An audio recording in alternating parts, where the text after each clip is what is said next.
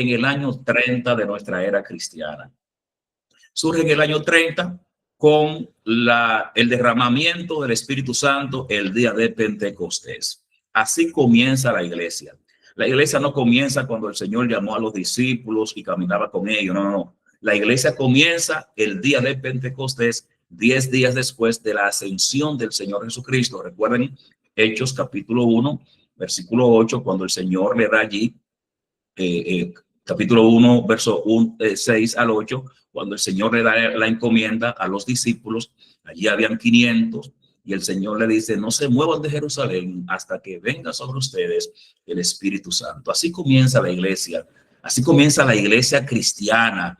No tenía letreros, no tenía nombre de concilios, no tenía personas que la controlaran de forma definitiva ni que se adueñaran del poder de la iglesia. No, era una comunidad de creyentes que estaban enfocados en 3 aspectos fundamentales. Número 1, predicar la centralidad de Jesucristo como el Salvador, como el Mesías que vino, el Salvador. Número 2, hablar del cambio, del nuevo cambio de vida que el creyente debería experimentar. Y número 3, la proclamación, lo que en el griego se conoce como el querigma, la proclamación de la fe. Y si podemos incluir un punto número 4, la ortodoxia, la doctrina correcta, que estaba centrada en 3 aspectos fundamentales. Cristo vino, murió por los pecados, resucitó de entre los muertos y dio una promesa de que vendría pronto. La iglesia no tenía una doctrina complicada. La iglesia no tenía temas como hoy tenemos en la teología, temas tan complicados, eran temas sencillos. Así comenzó la iglesia en Jerusalén. Pero el Señor le había encomendado a los discípulos que tenían que expandirse por el mundo. Me seréis testigo en Jerusalén, en Judea, en Samaria y hasta lo último de la tierra. Esa iglesia del siglo I no comprendió la parte de expandirse, por lo tanto se concentró en Jerusalén y el Señor permitió las persecuciones con las que ellos entonces tuvieron que moverse, tuvieron que expandirse. En el siglo I, la iglesia logró expandirse por diferentes lugares del mundo conocido. Ya en el siglo II, cuando los apóstoles, todos los apóstoles han muerto, en el siglo II, el último de los apóstoles fue Juan, muere en el año 100, quien recibe la visión del Apocalipsis. Ya en el siglo II no queda uno de los apóstoles de Cristo vivo. Por lo tanto, van a surgir una serie de líderes a los que en la teología histórica le llamamos padres apostólicos o apologistas, que ellos defendían la fe frente a las impugnaciones, frente a las persecuciones. Y en ese sentido, esos líderes van a ser los protagonistas de seguir el trabajo y el legado que Cristo le dio a sus apóstoles, y los apóstoles les enseñaron a esa segunda generación. En el siglo II también se inició una serie de persecuciones dirigida por el Imperio Romano. El Imperio Romano se había propuesto eliminar la iglesia, y las persecuciones que fueron matizadas por el imperio, en historia de la iglesia le llamamos a ese periodo la iglesia perseguida. Durante más de 200 años el imperio trató de eliminar la fe cristiana, de modo que los cristianos tenían que vivir escondidos en cuevas, en catacumbas, lo exponían frente al circo de los leones, frente a gladiadores. El cristianismo fue perseguido altamente. 200 y pico de años de persecución. Ahora bien, en el año 312 va a llegar al poder un personaje llamado Constantino, que aceptó el cristianismo como religión oficial del imperio. Constantino, cuando llega al cristianismo, una de las primeras medidas que adopta es declarar el cristianismo como religión oficial del imperio. En el año 324, el cristianismo ya era la religión oficial del Imperio Romano.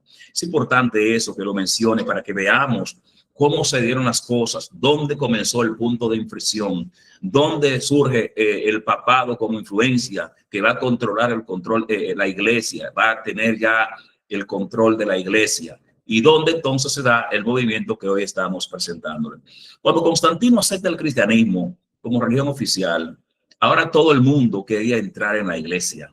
¿Por qué? Bueno, porque se daban concesiones, se daban facilidades. Los pastores, después de ser perseguidos, eran personas que gozaban de ciertos privilegios, y todas esas facilidades que dio Constantino al cristianismo hizo que la fe de ser una fe tan recia, tan ortodoxa, tan seria, comenzara un proceso de contaminación. Eso es importante que lo tengamos pendiente y presente.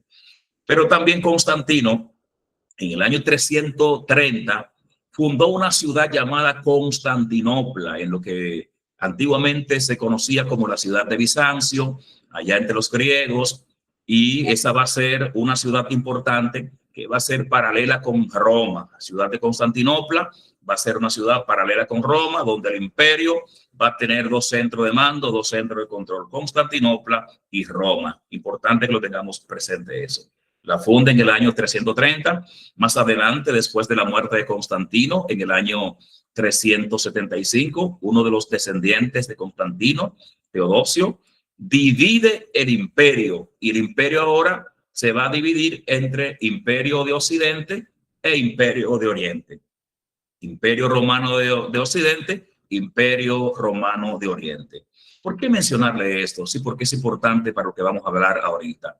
Ahora bien, como ahora todo el mundo está en la iglesia y todo el mundo quiere formar parte de la iglesia sin un arrepentimiento verdadero, no sé si están viendo el cambio de imagen, ¿lo están viendo? Que yo aquí no. Amén, amén. ¿Están viendo el cambio de imagen? Sí, pastor. Amén. Ok, excelente.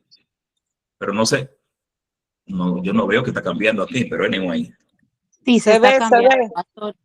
¿Están con Gregorio II ahí? Okay. Sí. Sí, pastor, se ve la pantalla. Excelente.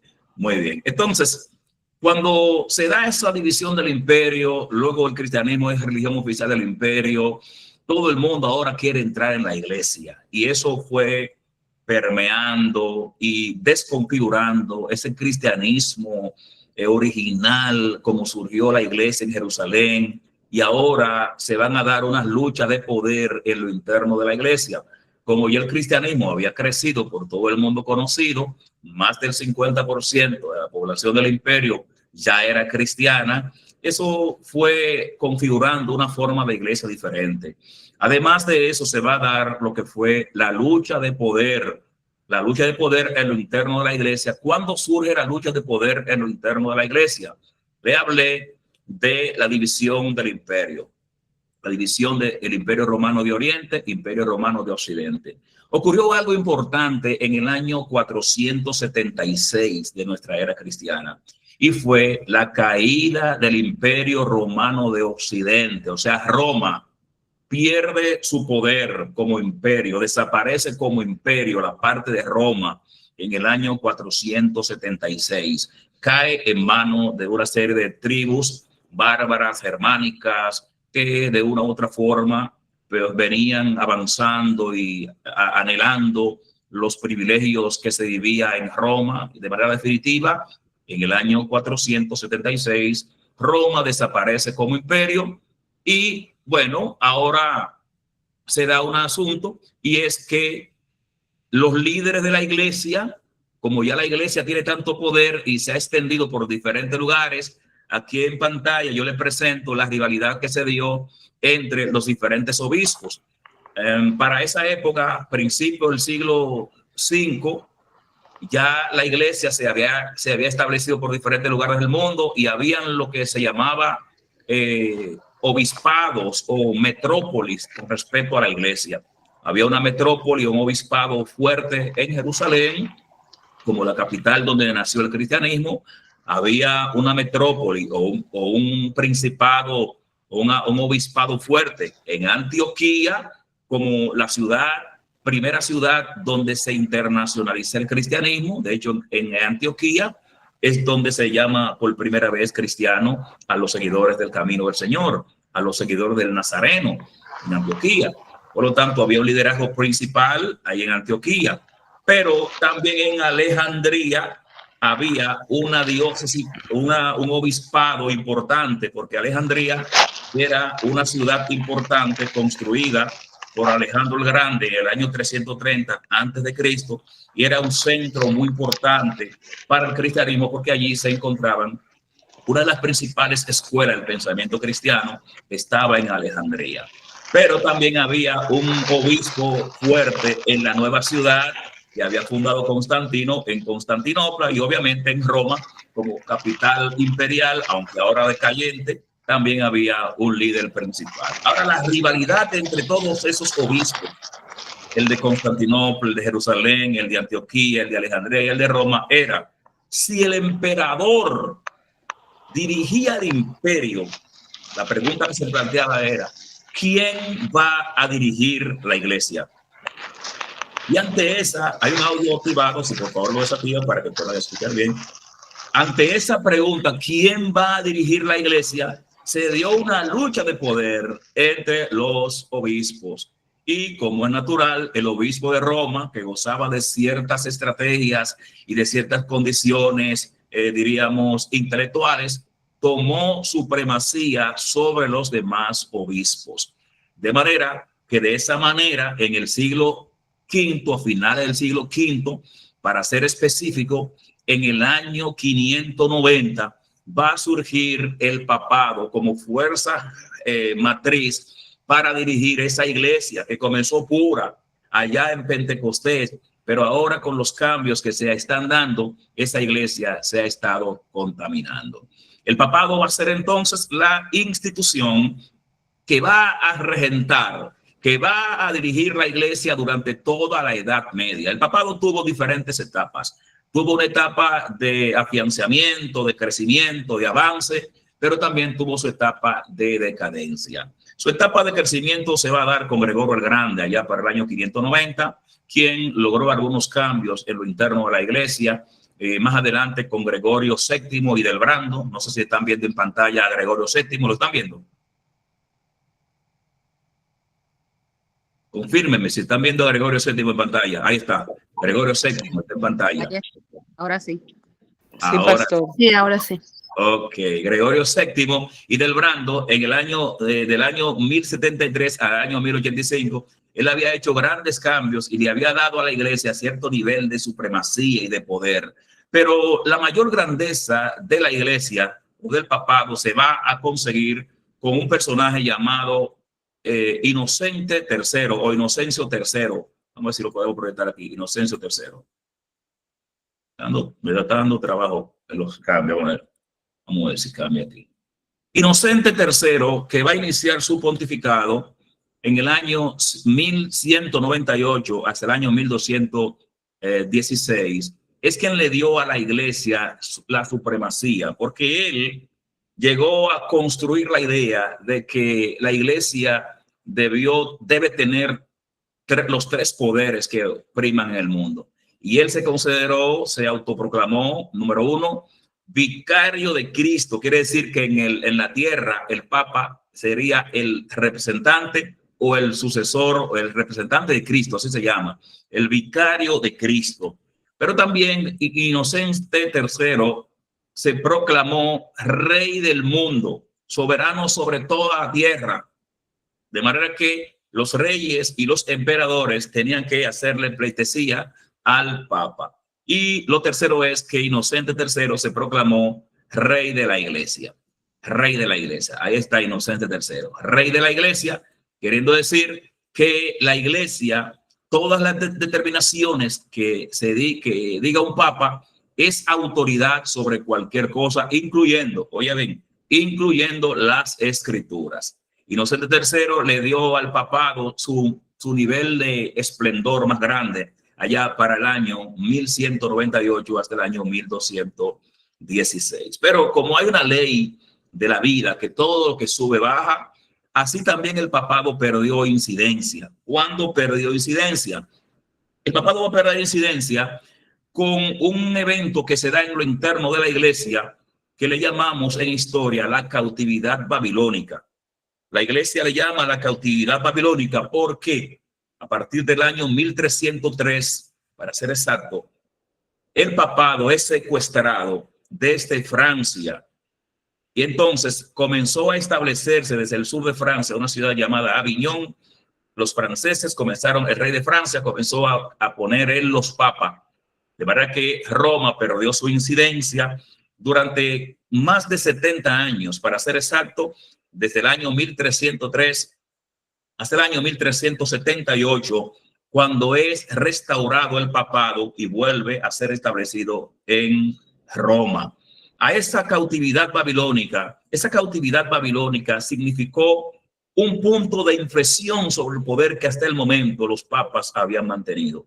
Y también representó la posibilidad de que esa influencia que el papado hasta el momento había mantenido, de una u otra forma podía ser vulnerable, como de hecho lo fue. La lucha de poder entre los papas fue tan escenificada que cuando se retornó a Roma el papado en el año 1409, ya en ese momento había una lucha de poder donde habían 3 papas al mismo tiempo que se disputaban el poder y la legitimidad. Al final se logra establecer y se vuelve una vez más al control donde un solo papa pueda tener la guianza de la iglesia. Eso fue interesante para que los movimientos que más adelante se van a dar tuvieran los elementos para ellos poder hacer los cambios que se necesitaban. Pero hay algo importante que se dio en lo interno de la iglesia. Con respecto a la reforma protestante es importante hablar de varios antecedentes importantes. Primero, hay antecedentes en el orden político. No sé si están viendo en pantalla esos antecedentes de la reforma. ¿Lo están viendo? Confírmenme si lo están viendo. Antecedentes. Sí, está todavía en el papado católico romano en el screen. Esto está como mañoso hoy. No quiere responder. Okay, Pastor, sí. póngalo en modo presentación. Sí, lo que pasa es que si lo pongo en modo presentación, ustedes no van a poder ver mi bella figura. Muy bien, entonces hay antecedentes que se dieron y que sirvieron para ayudar el éxito de la reforma protestante. Primero, antecedentes políticos. En los antecedentes políticos vamos a ver la caída de Constantinopla, que se va a dar en el año 1453, cuando los turcos tomaron la ciudad de Constantinopla, que era, según le dije ahorita, la otra parte del imperio que quedaba viva. Los turcos toman la ciudad de Constantinopla.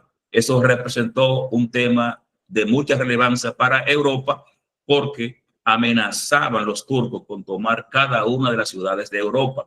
Y obviamente la cristiandad y los reyes de Europa se veían amenazados por los turcos. Otro elemento en el orden político son las guerras constantes que se daban entre diferentes reinos. Por ejemplo, la Guerra de los 100 años, que se escenificó entre Francia e Inglaterra. Para ser exacto, fueron 116 años, pero está estipulada en la historia como la Guerra de los 100 años. Inicia el 24 de mayo de 1337 hasta el 19 de octubre de 1453, justo en la fecha en que los turcos tomaron la ciudad de Constantinopla unos meses después. Todas esas situaciones políticas, de una u otra forma, ayudaron al éxito de la reforma protestante. Además, las guerras constantes que se daban entre Francia y España, que ya en los días de la reforma estaban en guerra. El rey Fernando, el rey católico Fernando de Aragón, se disputaba con el rey Francisco I de Francia en el año 1512 el reino de Nápoles al sur de Italia, y ante esa rivalidad Francia y España estuvieron en guerra durante prácticamente todo el tiempo del inicio de la reforma. Es importante. En el orden económico podemos observar que se dio un cambio y fue la caída del feudalismo como movimiento social y económico. Pero en el orden tecnológico vamos a ver que la invención de la imprenta, obra de John Gutenberg allá en Alemania, en Maguncia, en Alemania, en el año 1452, ese elemento tecnológico, la tecnología siempre ha sido un aliado de los planes de Dios. Fíjense cómo ahora estamos compartiendo esta conferencia a través de la tecnología, aunque hay resistencia al cambio. Hay gente que se pone en modo análogo y no quieren admitir los cambios, pero la tecnología siempre ha sido un aliado del progreso de la fe. La imprenta fue la invención más revolucionaria de la Alta Edad Media.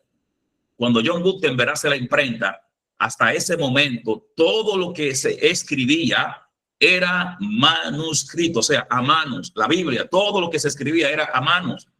Sin embargo, después de la imprenta, todos esos libros, esas literaturas clásicas de la antigüedad, incluyendo la Biblia, fueron llevadas a imprenta, de manera que se podían producir en masa, en cantidades, y el pensamiento, la divulgación del pensamiento, pues era mucho más efectiva, más amplia, alcanzaba más y más económica. Eso fue un cambio muy significativo y que sirvió para el éxito de la Reforma Protestante.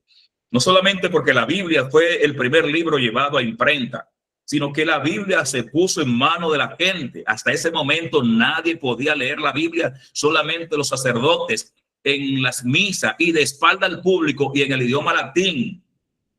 O sea, la gente de los pueblos no escuchaban la Biblia en su idioma vernáculo, en su idioma nativo. La gente no entendía la Biblia o estaba prohibida, estaba vedada, estaba vetada. Era prohibición que alguien tuviera un ejemplar de la Biblia y traducirla mucho menos. Entonces, otro elemento importante fue el cambio cultural que experimentó la Europa del siglo XV. Y eso, ahí nos referimos al éxito del Renacimiento y del humanismo. El Renacimiento fue uno de los movimientos culturales más importantes que ha experimentado la humanidad. En el siglo XV, los grandes pensadores europeos de diferentes naciones ahora comenzaban a quitar la mirada de la iglesia, y ese temor a la iglesia que la iglesia había mantenido a través del terror y a través del miedo espiritual de que la salvación solamente dependía de la iglesia, y ante ese temor la gente obedecía lo que la iglesia decía a ojos cerrados. Pero con el Renacimiento los pensadores logran descubrir que ellos podían tener libertad de acceder a los libros, libertad de interpretar la Biblia, libertad de expresar su fe, y el Renacimiento fue un gran aliado de la iglesia. El tercer elemento, el último elemento, es el religioso, la decadencia moral de la iglesia. ¿A qué nos referimos con la decadencia moral de la iglesia? Miren, la iglesia, ya le hablé de la cautividad babilónica. La iglesia entró en una serie de decadencia moral, sí, porque además de lo que le dije de la lucha de poder de los papas, en la iglesia se manejaba el tema del mal manejo del dinero, el ansia de poder y de dinero de los clérigos y de los papas. Una de esas manifestaciones fueron las llamadas anatas. Las anatas se referían a un donativo que tenían que hacer los obispos, los sacerdotes, cada vez que eran colocados en un lugar. Ellos tenían que pagar un año de su sueldo a Roma, al Papa. Entonces el Papa, para tener siempre anatas, se mantenía moviendo los sacerdotes. Pero también estaban las colocaciones. Se refería a las prácticas de cambiar a varios obispos o abades para tener anatas, tener entradas fijas. Bueno, cambió el obispo de Santo Domingo, lo pongo en Puerto Rico, el de Puerto Rico lo pongo en Cuba, y así se mantenía un movimiento de que el Roma, el Vaticano, estuviera entrándole dinero. Y otro de los elementos de corrupción era el tema de las reservaciones. Las reservaciones se refiere a las prácticas de reservar los oficios mejores y más ricos para el uso papal. Es como, gracias a Dios que eso no pasa hoy en los grandes concilios, que no cambian los pastores según las entradas de la iglesia. Gracias a Dios que en los grandes concilios eso no se maneja, que la iglesia de hoy no hace eso, que no ponen un pastor por conveniencia. Gracias a Dios que eso no pasa. En los días de Reforma pasaba eso, reservación del puesto.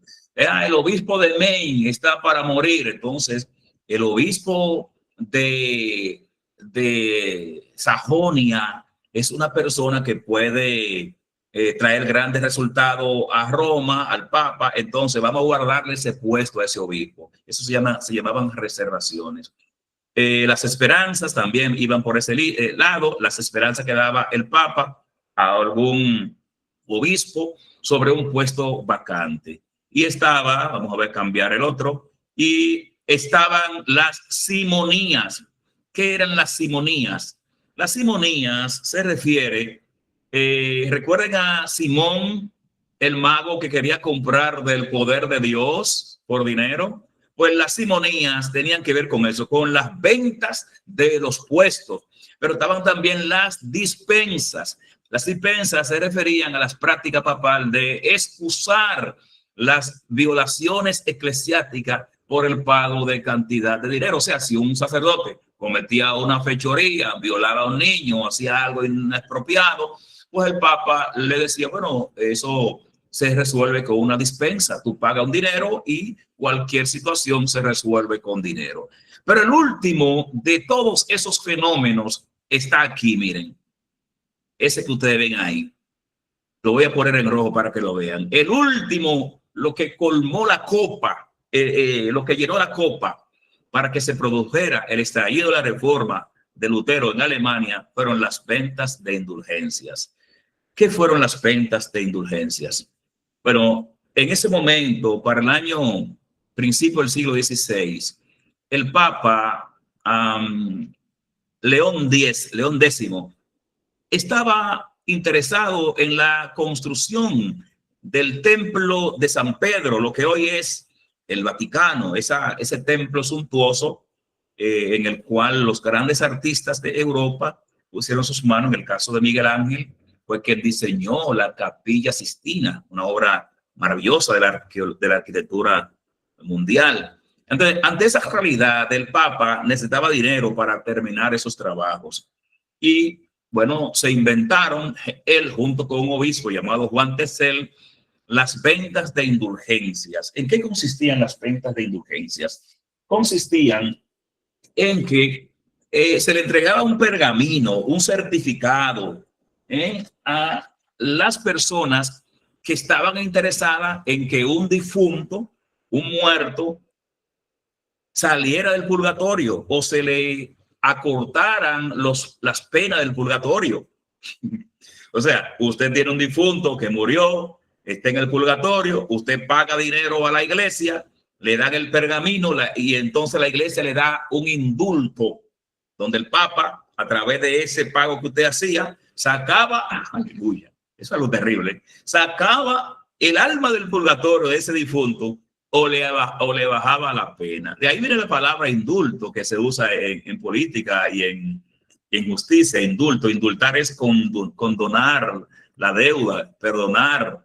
Entonces, cuando Juan Tesel llegó a Alemania, exactamente al electorado de Sajonia, allí en Sajonia había un joven monje llamado Martín Lutero. Él, en principio, iba a ser abogado, su padre quería que él sea abogado, pero él en una tormenta, un día de lluvia, en una tormenta, cayó un rayo cerca y él se asustó porque en ese tiempo la gente vivía asustado de la muerte por el tema que la iglesia tenía sobre el purgatorio. Ante esa realidad, Martín Lutero le hizo una promesa a la Virgen de Santa Ana que si lo libraba de la muerte, él se iba a hacer monje. Como fue librado, no digo que fue por la Virgen, pero no se murió, él entendió que fue la Virgen, entonces él entró al monasterio y se hizo monje. Ya para el año 1512, Lutero era un doctor en teología, de manera que ahí vamos a encontrar ya los inicios de Lutero en el movimiento de la Reforma. Pero antes de hablar de Lutero, le voy a hablar brevemente de 5 movimientos que antes de la Reforma también coayudaron para el éxito de la Reforma protestante del siglo XVI. Primer movimiento, me refiero a los albigenses o cátaros. Para 1170, en el sur de Francia, estos grupos predicaban la palabra de Dios, hablaban sobre la santidad y atacaban el poder y los abusos que cometía el Papa. Otro grupo son los valdenses, con Pedro Baldo, allá también en el sur de Francia, en Lyon, para el año 1770 igual. También era un comerciante que circulaba las Sagradas Escrituras y predicaba la palabra del Señor. Luego vamos a ver para el siglo XIV ya a uno de los personajes más influyentes de la Reforma o de la pre-Reforma, que fue Juan Wycliffe. Juan Wycliffe o John Wycliffe en Inglaterra, él empezó un movimiento en Inglaterra a favor de la predicación, pero también que hablaba y denunciaba los abusos de Roma. A ese movimiento se le llamó los pobres de lo largo, porque Juan Wycliffe, pues de una u otra forma, logró concitar la atención del pueblo. Juan Wycliffe, cuando no se podía traducir la Biblia, era pena de muerte al que traducía la Biblia. Juan Wycliffe tradujo al inglés para 1380, tradujo el Nuevo Testamento y en el 1384, poco antes de su muerte, tradujo el Antiguo Testamento. Su obra fue una obra puntual para el progreso del pensamiento de los hombres antes de la reforma del siglo XVI. Su obra fue seguida por un pensador llamado Juan Hus de Bohemia. Juan Hus siguió las ideas de Wycliffe y obviamente entre Bohemia e Inglaterra, para esa época ya había cierto nivel de compenetración debido al matrimonio de Ricardo II, que se casó con una princesa de Bohemia, Ana de Bohemia, y en ese sentido había una cierta conexión, de manera que los escritos de Juan Wycliffe en Inglaterra pues calaron profundamente en Bohemia. Y aquí tenemos a Juan Hus, el reformador de Bohemia. Juan Hus fue un hombre tan radical que él, aunque la iglesia lo enfrentó de manera rampante hasta llevarlo a la muerte, condenado en el concilio de Constanza en el año 1418, pero sus escritos fueron tan penetrantes que hoy, si usted va a Bohemia, usted se encuentra con un busto, una estatua, una imagen de Juan Hus, porque fue definitivamente el hombre más influyente de ese momento con respecto al pensamiento de la reforma. Ahí está Juan Hus. Y el último que quiero mostrarle, no por último, deja de ser importante, a Jerónimo Savonarola o Guillermo Savonarola. Guillermo Savonarola, allá en Italia, exactamente en Florencia, o sea, cerquita de la ciudad del Vaticano. Guillermo Savonarola fue un gran predicador, predicaba como los profetas del Antiguo Testamento, llamaba al pueblo al arrepentimiento, hablaba, denunciaba los pecados de la iglesia. A Guillermo lo condenaron y fue quemado vivo en la hoguera ya en el año 1498. La iglesia quemaba, mataba y perseguía a todos los que se le oponían. Pero 25 años después de la muerte de Guillermo o de Jerónimo Savonarola, aquí está el joven protagonista de la reforma, Martín Lutero. Martín Lutero, no voy a leer su biografía, yo se lo compartí a ustedes, lo pueden leer. Ya Martín Lutero, para el 2 de julio de 1505, Lutero entra al monasterio, se hace monje. Para 1512 ya era doctor en teología. Pero lo más importante de Martín Lutero fue que ante la reacción de las 20 de indulgencia que Juan Texel llevó a su ciudad, Sajonia, él reaccionó y un día como hoy, en el año 1517, él posteó en la catedral de la universidad de donde él estudió en Wittenberg, 95 tesis que hacían un llamado al clero, a la nobleza, hacían un llamado a Roma, al Papa, a reflexionar sobre los pecados que la iglesia estaba cometiendo. Martín Lutero no quería dividir la iglesia. Martín Lutero nunca quiso salir de su iglesia. Él quería una reforma dentro de la iglesia, un cambio dentro de la iglesia. Pero como la iglesia estaba tan comprometida con el poder y tan amañada con el tema del dinero, ellos vieron en Lutero un disidente y trataron de callarlo, trataron de humillarlo, trataron de matarlo en muchas ocasiones. Ahora, ¿por qué no lo mataron? Todos los movimientos que antecedieron a Lutero fueron usados por Dios para que a Lutero no lo mataran.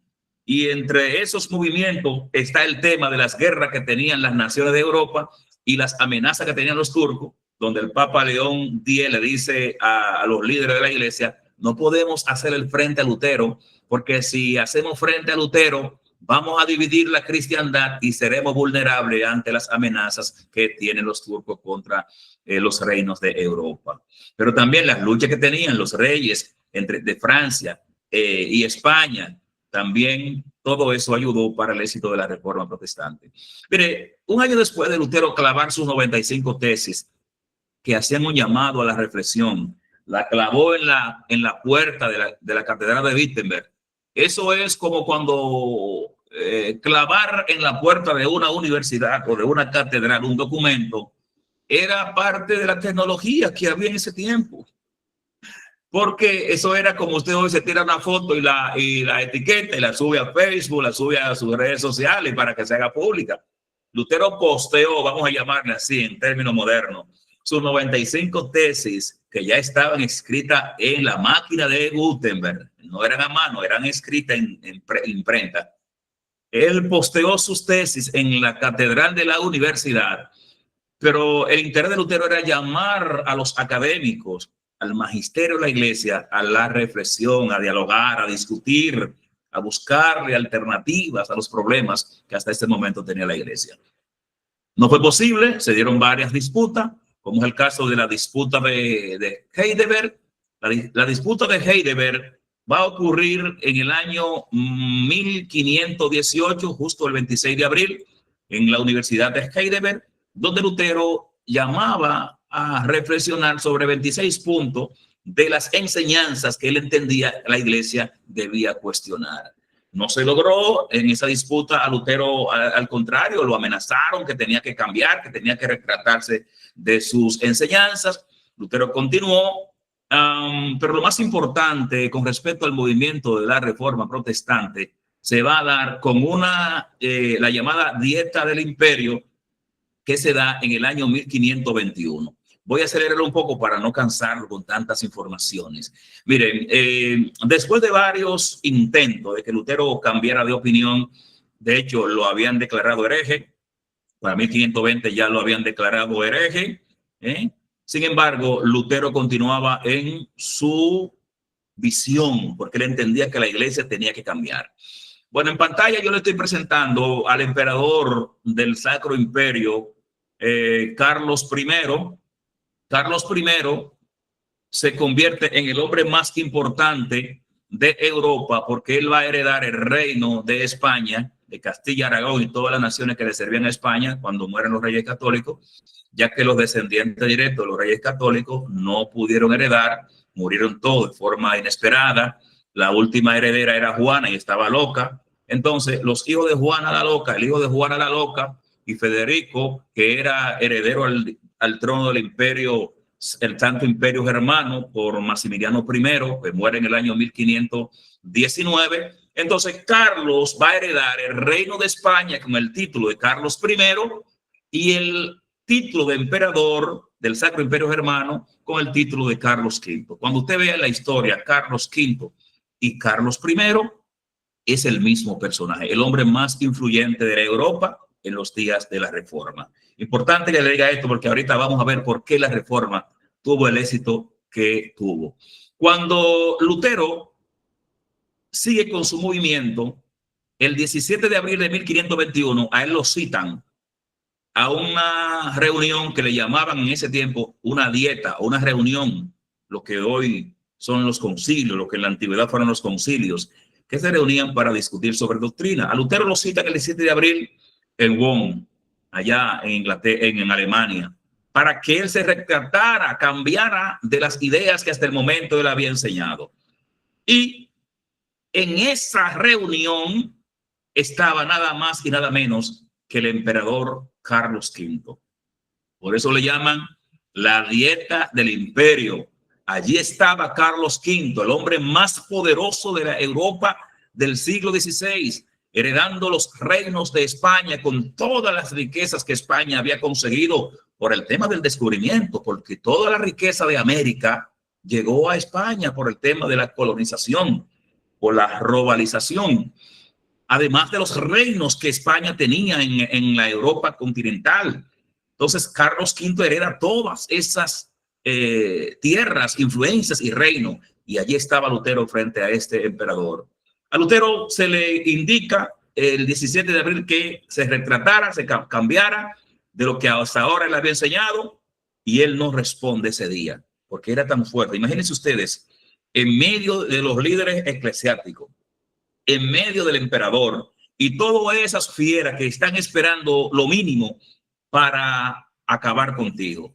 Al día siguiente, 18 de abril de 1521, Lutero responde y dice: todo lo que he enseñado de ninguna de esas cosas, a menos que no contradigan la santa palabra de Dios. Si lo que yo he enseñado no contradice la santa palabra de Dios, yo no me retrato. Aquí estoy. Wow. Esas palabras fueron significativas porque la idea era agarrar a Lutero y matarlo, pero En Sajonia, en Alemania, donde era Lutero, había un príncipe llamado Federico el Sabio, elector de Sajonia, que era también candidato a emperador, pero que no fue favorecido por el tema de que él protegía a Lutero. Él protegía a Lutero. Cuando Lutero sale de allí, los soldados de Federico lo secuestran y se lo llevan al castillo de Walburgo. Y allí Lutero, encerrado durante un año, traduce al alemán la Biblia. Que si solamente esa fuera la obra que hizo Lutero, nada más con esa obra de traducir la Biblia al alemán fuera considerado uno de los grandes influyentes, porque esa traducción sirvió para el desarrollo del alemán, del idioma alemán moderno. Mientras Lutero está encerrado allá en ese castillo, Alemania está prendida en fuego por el tema de la reforma, porque la reforma fue un movimiento que, aunque fue provocado para cambios religiosos, pero trajo cambios políticos, de guerra. Alemania estaba en guerra porque Alemania se había abanderado entre los seguidores de Lutero y los seguidores de la iglesia tradicional. Cuando Lutero sale del encierro en el 1522, encuentra a una Alemania destruida por la guerra, pero la reforma seguía avanzando. En el 1525, Lutero se casa con una monja llamada Catalina de Bombora. Y bueno, lo más importante de todo eso es que todo ese tiempo, mientras que el movimiento de reforma está avanzando, tuvo la oportunidad de crecer este movimiento por lo dicho anteriormente. Europa estaba envuelta en diferentes guerras y en diferentes amenazas. Por lo tanto, no pudieron hacerle un frente directo a Lutero, sino que lo que trataban era siempre buscar la manera de mediar, pero no lo enfrentaron directamente para que la cristiandad no sea dividida. De hecho, al final quedó dividida y de esa forma, pues, la iglesia buscarle un bajadero con Lutero. En el año 1529 se realiza otra dieta, una reunión, donde en esa reunión que la precedía el hermano del emperador era Fernando, y ante esa reunión se reúnen los luteranos, o sea, los seguidores de Lutero y los líderes católicos. En ese momento, la reunión se daba para prohibirle a los luteranos, a los seguidores de Lutero, seguir enseñando su fe. Sin embargo, los católicos podían seguir enseñando su fe en todos los lugares. Ante esa desigualdad, los luteranos protestaron en la dieta de Espira, protestaron, y a partir de 1529 es cuando se le va a llamar el nombre de protestante. De manera que el movimiento iniciado por Lutero se va a llamar Reforma Protestante. Voy a ir avanzando porque yo sé que muchos ya tienen que ir para los trabajos. Todas las guerras que se escenificaron en torno a la reforma fueron muchas. Hubo constante guerra entre los seguidores de Lutero y los de la Iglesia Católica. En Alemania, los príncipes alemanes se habían dividido. Unos seguían a Lutero, otros seguían con la Iglesia. Entre esas guerras, en un momento vencían los católicos, en otras veces vencían los luteranos. Pero en el año 1456, el Papa Paulo III declaró una cruzada y la llamada Guerra Esmalcádica para poner fin a los protestantes. No logró el objetivo y más adelante se firmó una paz llamada la Paz de Habsburgo, 1555, en la que católicos y protestantes ya estuvieron en una paz aparente, porque nunca la Iglesia Católica ha perdonado el hecho de que alguien haya traído los cambios que trajo dentro de la Iglesia. Con la Paz de Habsburgo se pone fin a las guerras de la Iglesia Católica contra las ideas de Lutero. No así las guerras dentro del protestantismo, porque dentro del protestantismo las guerras continuaron hasta el año 1648. Desde 1618 hasta 1648, la llamada Guerra de los 30 años entre católicos y protestantes, a veces entre protestantes, y al final se llega a un acuerdo con la llamada Paz de Westfalia, 1648, que ese evento de la Paz de Westfalia ha servido como referencia para la dinámica diplomática que se establecerían desde ese momento y hasta la fecha entre las naciones. La Paz de Westfalia fue muy importante, no solo porque le puso fin a las guerras de la Reforma, sino que estableció una base de relación y de convivencia entre naciones. Ahora bien, para ir terminando, la Reforma protestante no se limitó solo a Alemania. Inició en Alemania, se estalló en Alemania, pero no se quedó en Alemania. De manera que nosotros podemos hablar de manera así rápida de 4 grandes movimientos o 4 grandes ramas que salen de la Reforma. La primera, ya le hablé, fue la rama del luteranismo. La rama del luteranismo. En el año 1530 hay un personaje, un intelectual francés llamado Juan Calvino, que en el año 1530 entra en contacto con la ciudad de Lutero y acepta la Reforma. Juan Calvino. Más adelante, en el año 1534 al 36, escribe una de sus obras más importantes y es Institución de la Religión Cristiana, Juan Calvino. Ahora bien, paralelamente con lo que se daba en Alemania, justo en el 1517, para la misma época, en una ciudad de Europa llamada Suiza, había un personaje llamado Ulrico Zwinglio. Ulrico Zwinglio es el que inicia la reforma en Suiza. La reforma zwingliana la inicia Zwinglio en Suiza, paralelamente con la reforma de Lutero. Zwinglio muere en el año 1531 en una guerra entre los seguidores de Zwinglio y los católicos. Los cantones de Suiza, que eran, como decir, las provincias suizas, se habían dividido entre católicas y seguidoras de Zwinglio. Se van a la guerra y a Zwinglio lo matan en el año 1531. Pero ahí no queda la reforma en Suiza, porque cuando Calvino entra a la reforma protestante de Lutero, más adelante Calvino se va a consagrar como el gran reformador de Suiza en la ciudad de Ginebra, y que a ese movimiento iniciado por Calvino se le va a llamar a partir de 1580 el movimiento reformado. Hello. Cuando se habla de iglesias reformadas, tenemos que establecer la diferencia entre iglesias luteranas e iglesias reformadas.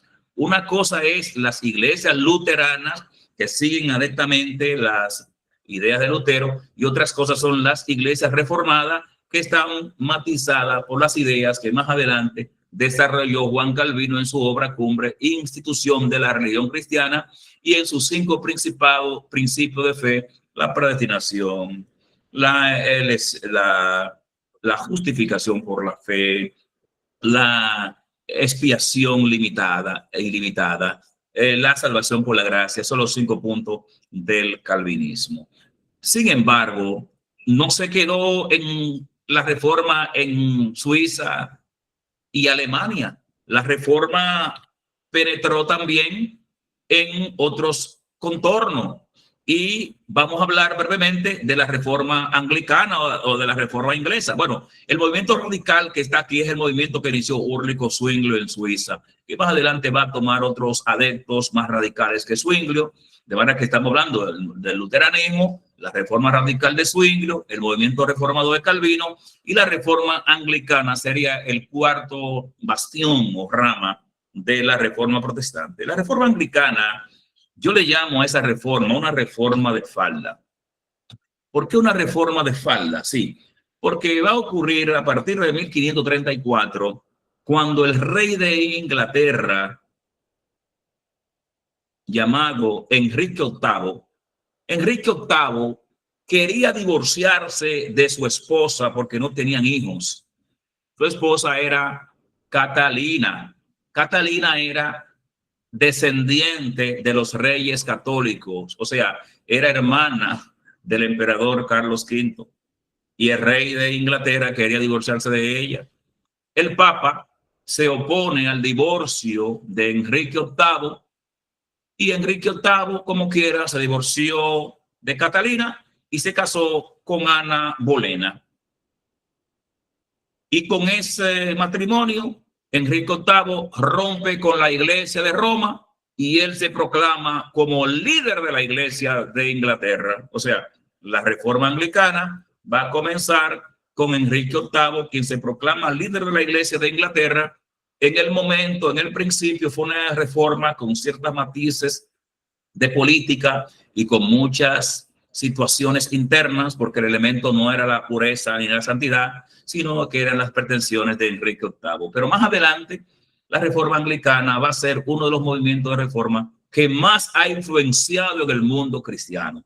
Sí, porque más adelante, en el final del siglo XVII, principio del siglo XVIII, de esa iglesia anglicana van a salir los grandes misioneros que van a llevar el evangelio por el mundo, entre ellos Guillermo Carey, entre ellos Juan Wesley.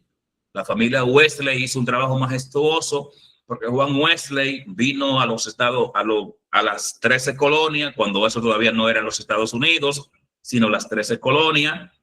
Juan Wesley trae las ideas del protestantismo a los Estados Unidos, pero luego Guillermo Carey se va al profundo oriente, allá en la India, y bueno, allí establece grandes misiones, siendo un zapatero analfabeta. Allí en la India, de forma autodidáctica, se educa hasta llegar a ser rector de una universidad en la India y uno de los grandes misioneros. La reforma anglicana trajo grandes aportes a la cristiandad.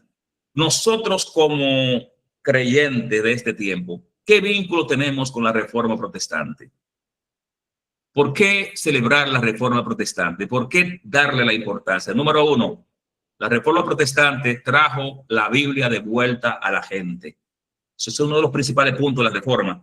La Biblia vuelve a la gente. Nadie podía leer la Biblia, nadie podía traducirla, nadie podía predicarla. Era solamente de los sacerdotes. La reforma protestante trae la Biblia a la gente.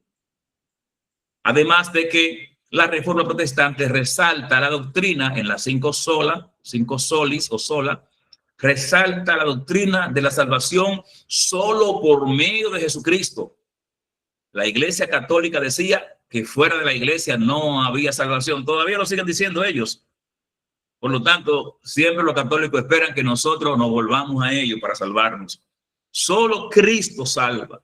Solo la Escritura es autoridad. La Iglesia Católica decía que la Iglesia era autoridad sobre las Escrituras y que los decretos del Papa eran autoridad inclusive sobre las Escrituras.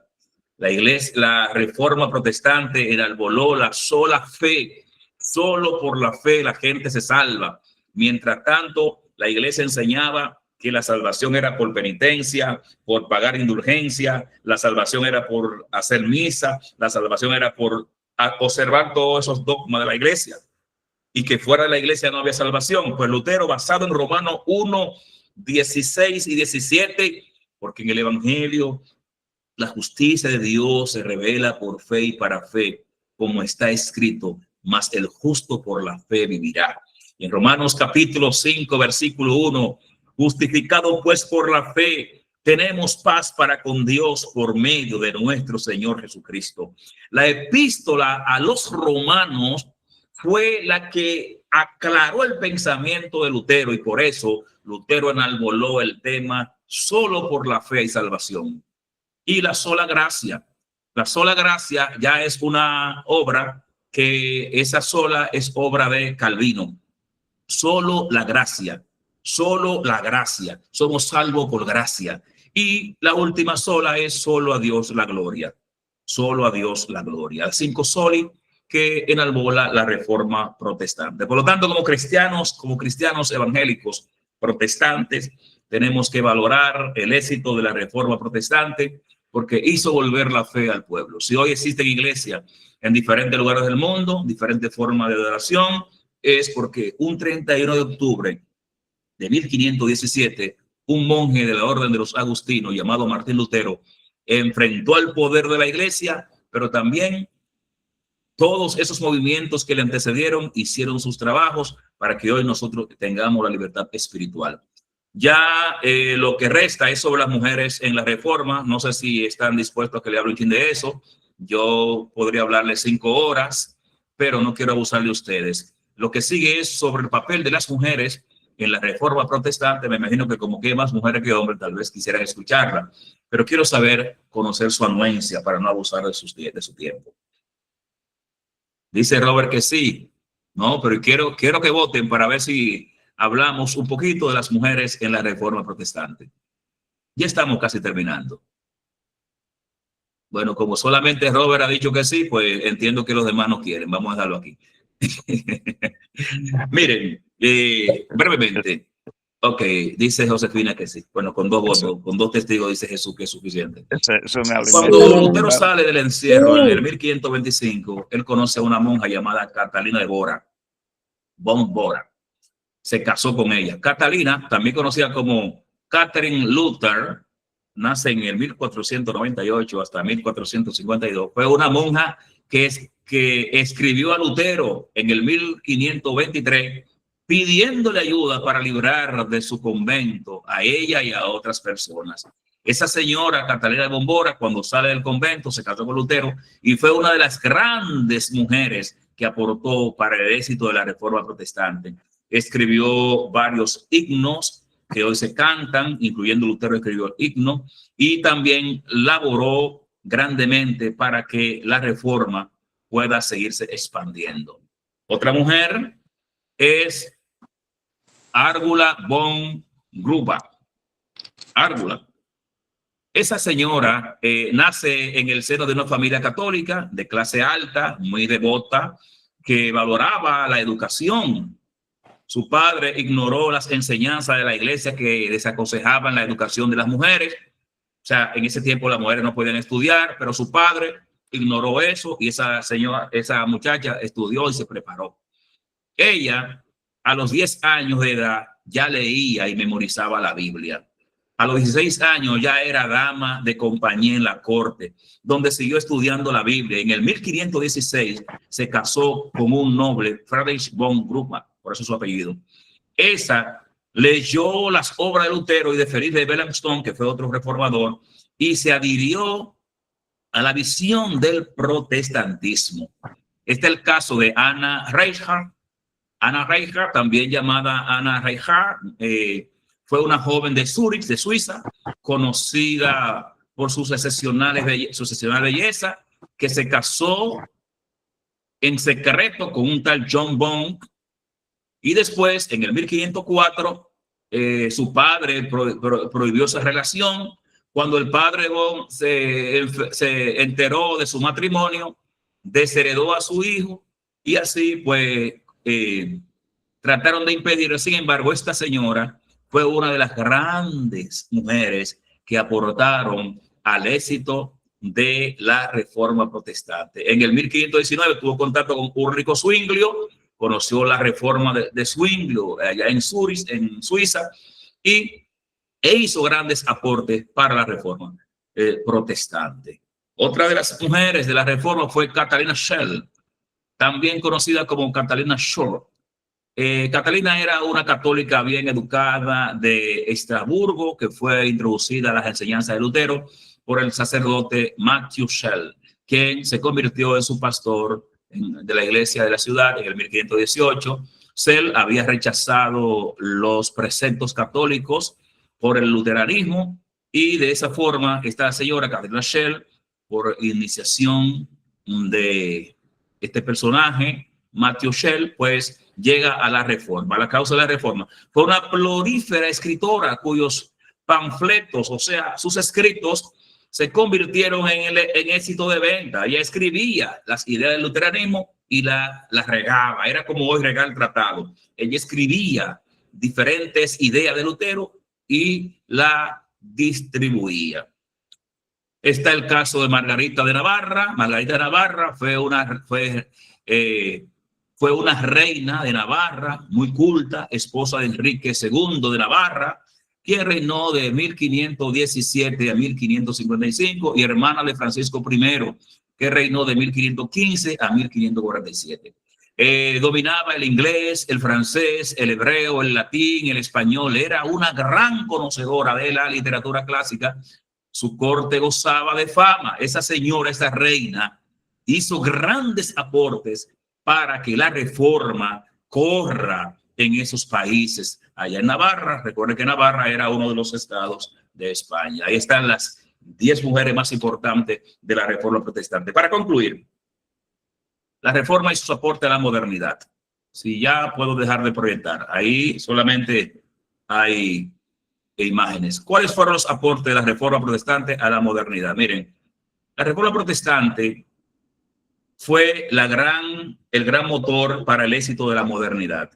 Antes de la Reforma Protestante la gente no podía pensar, no podía escribir, no podía decir nada. El que tenía una idea y chocaba con las ideas de la iglesia, sencillamente lo enfrentaban, lo mataban, lo quemaban.